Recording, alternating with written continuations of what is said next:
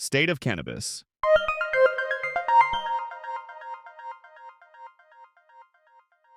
This is the State of Cannabis News Digest, a roundup of this week's key developments in the cannabis industry. Our top stories.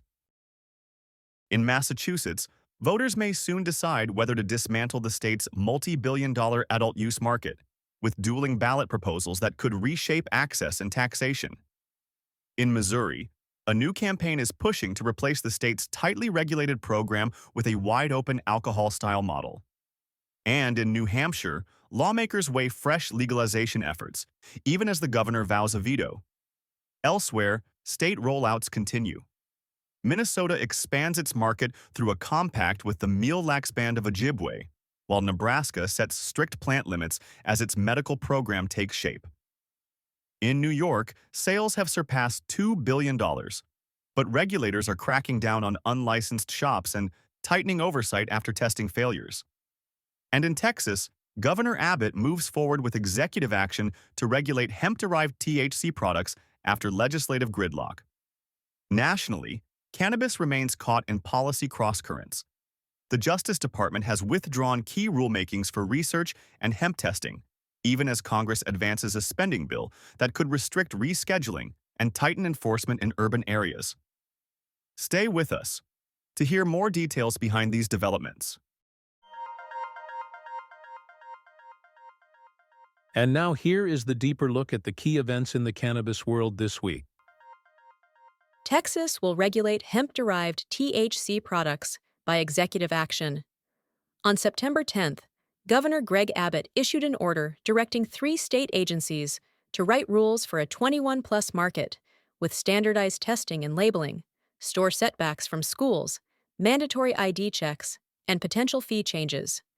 The framework is consistent with proposals Abbott outlined earlier, including limiting products intended for human consumption to 0.3% THC or 3 milligrams of THC per serving and banning consumable hemp products containing synthetic cannabinoids such as Delta-8 converted from CBD.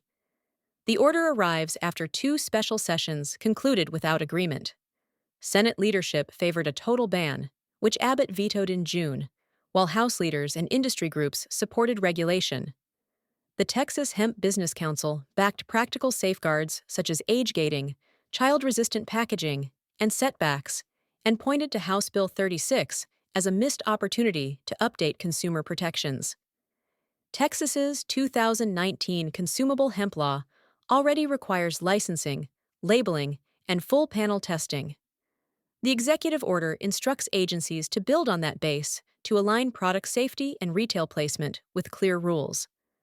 With an estimated 6,000 to 8,000 businesses in the hemp THC space, the rulemaking process could reshape product formulations, packaging, and retail channels.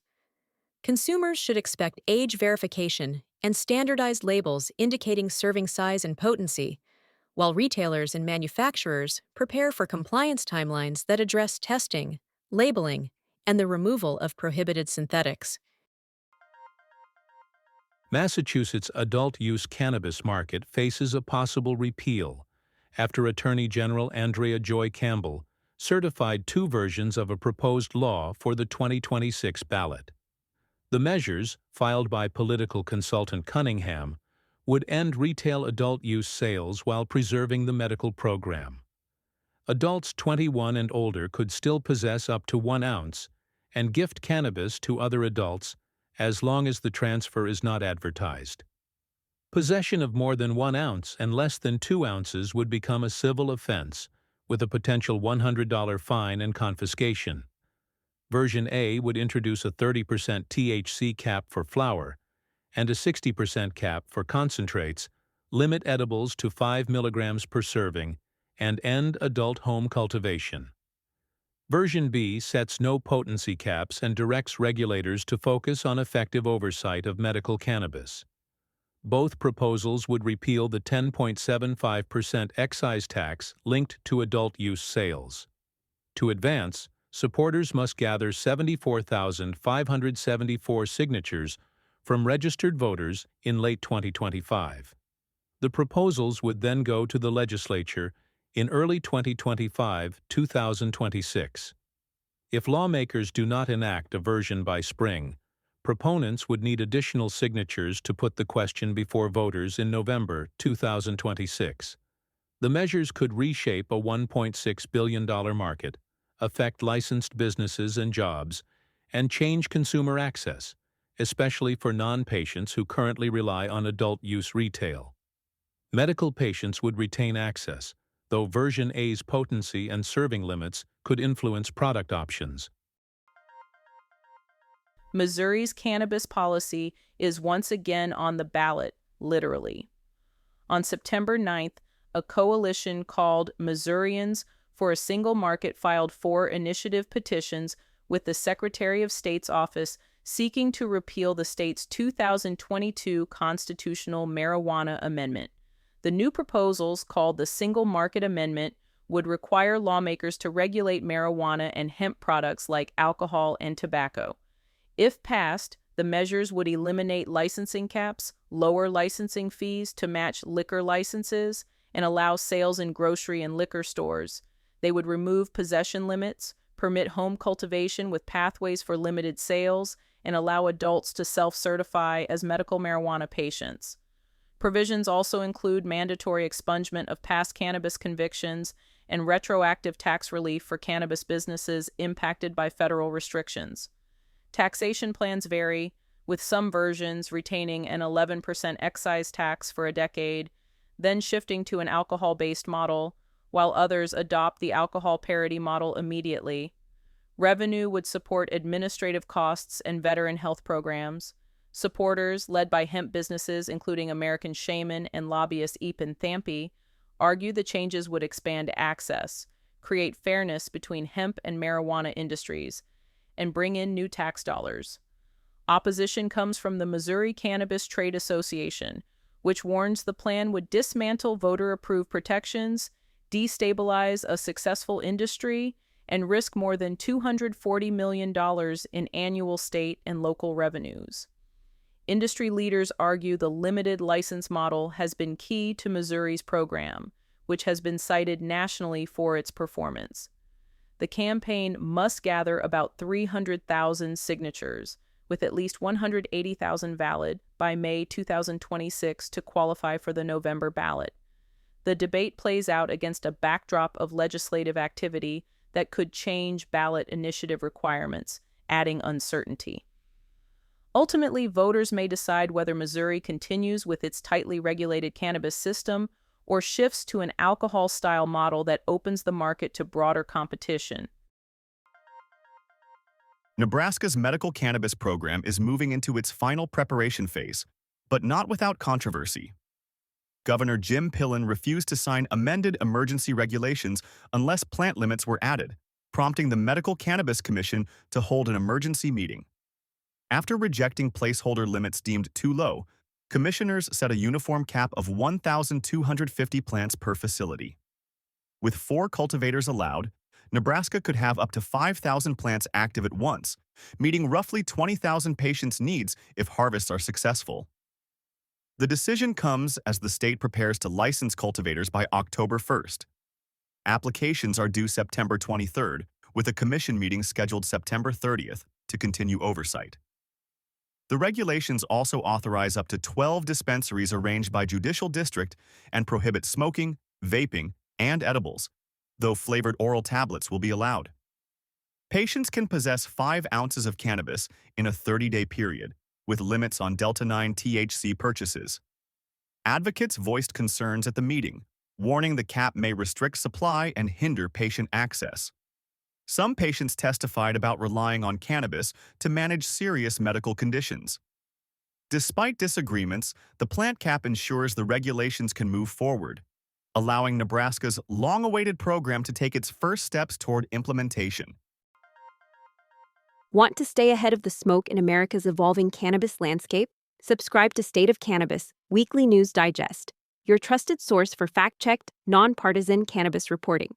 Each week, we bring you the latest on federal reforms, state laws, industry shifts, and public health developments, all in one digestible episode. Whether you're a policymaker, patient, advocate, or entrepreneur, we've got the information you need to stay informed.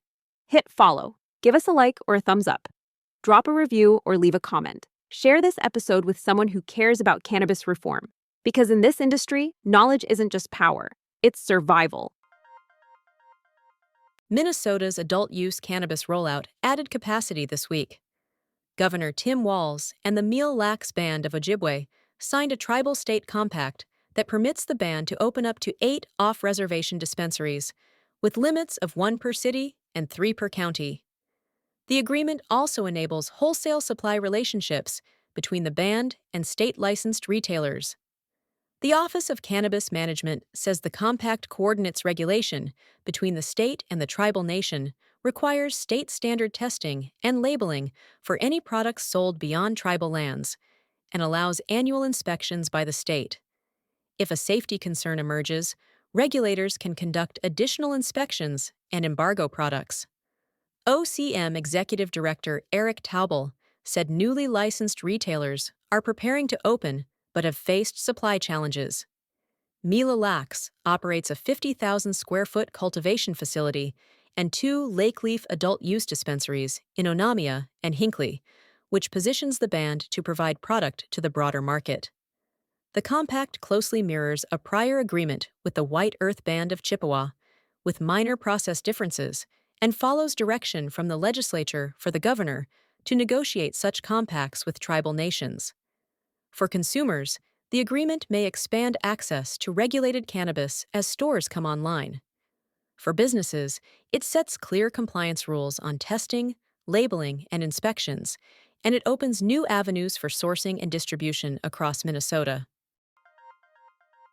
New York's legal cannabis market has topped $2 billion in sales since late 2022, with more than $1 billion of that recorded just this year.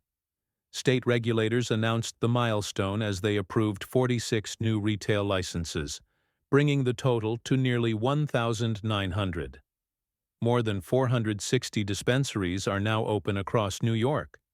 Officials also extended deadlines for conditional licenses through 2026, giving businesses more time to find locations and raise funds. Equity remains a focus. A majority of licenses have gone to applicants from communities disproportionately affected by past marijuana arrests. The state is also creating a cannabis education panel aimed at youth outreach and public awareness. But alongside expansion comes enforcement.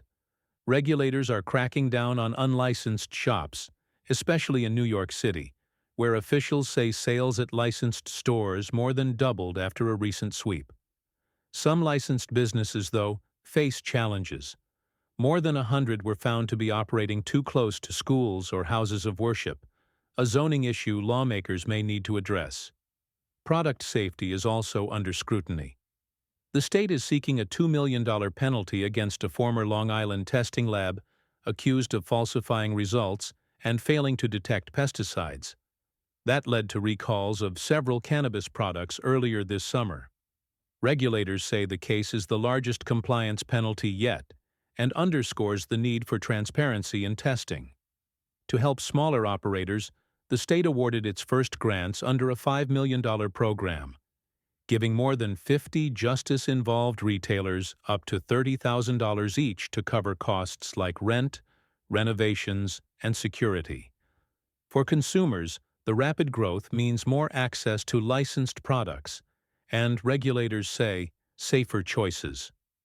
For businesses, it's a reminder that New York's cannabis market is expanding quickly, but with tighter oversight to match. Lawmakers in New Hampshire are once again preparing to vote on adult-use cannabis. On September 11th, the House Commerce and Consumer Affairs Committee signaled it will send a legalization bill to the full House. Representative Jared Sullivan, the bill's sponsor, urged colleagues to keep the measure intact, pointing to past House votes as proof of broad public support. But Committee Chair John Hunt floated an alternative, allowing only low-dose THC beverages, capped at 5 milligrams per serving, to be sold through the state's government-run liquor stores. He said that could address concerns about smoking and odor though he admitted any legalization plan faces a likely veto. Governor Kelly Ayotte has made clear she opposes legalization and will not change her stance, even if federal cannabis policy shifts. The Senate has also resisted past efforts.